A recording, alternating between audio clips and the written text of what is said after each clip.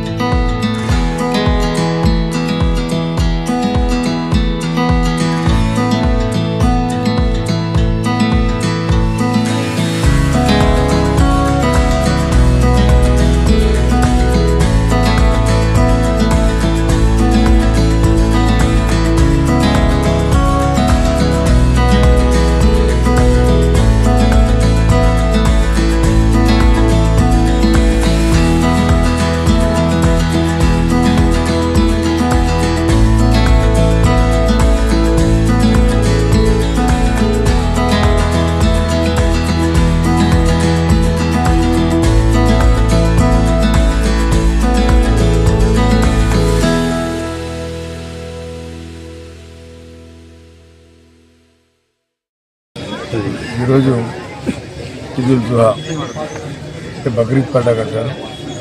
ఈ త్యాగానికి మారుతుంది.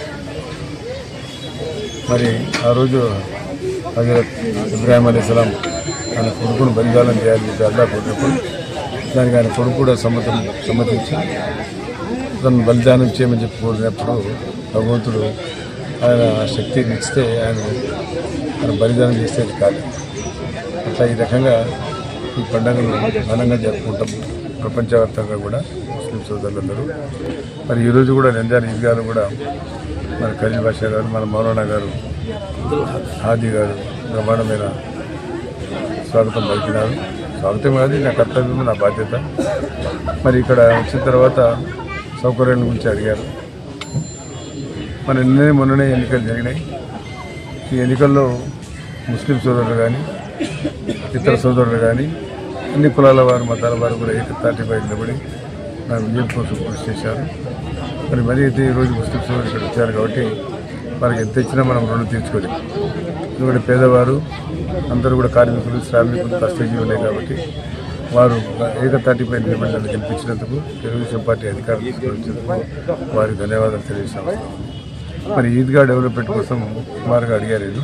నేను ఎస్టిమేట్ వేయండి, మీరు ఎంతకి ఇస్తారు ఎస్టిమేట్, మీరు ఎస్టిమేట్ వేసిన తర్వాత ఎంత గవర్నమెంట్ ఇస్తారని చెప్పాం. ఈ కార్యక్రమం చంద్రబాబు నాయుడు గారు కానీ ఎన్టీ రామారావు గారి నుంచి కూడా జరుగుతూ ఉంది. గత ప్రభుత్వంలో మేము ఇచ్చేదానికే డబ్బులు రిలీజ్ చేయాలి. ఆయన మీకు అందరికీ బాగా తెలుసు. జామియా మసీద్కి 50 లక్షలు ఇచ్చాం.